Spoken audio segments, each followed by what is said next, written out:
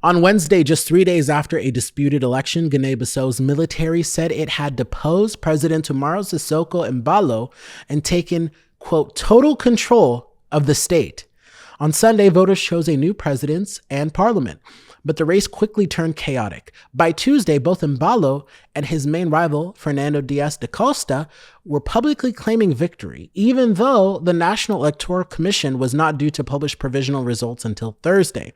Observers had already raised credibility concerns after the historic opposition party, PAIGC, was barred from the presidential race, and ECOWAS pulled its observer mission following tensions with the government. On Wednesday, heavy and sustained gunfire erupted in the capital, Bissau. Journalists and other witnesses reported shots near the Election Commission headquarters, the Interior Ministry, and the Presidential Palace area. Soldiers blocked roads leading to key sites, set up checkpoints, and residents were seen fleeing from the Election Commission zone as gunfire continued. Hours later, soldiers appeared on state television.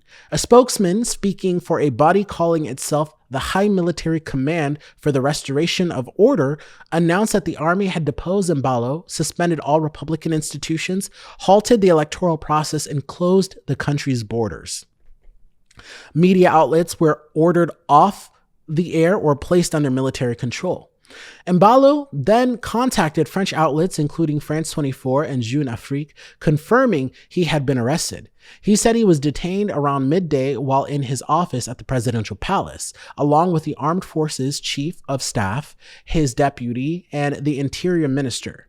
Embalo said he was not subjected to physical violence and is being held at Armed Forces headquarters. His account matches what the military described as a takeover led by the army's top command.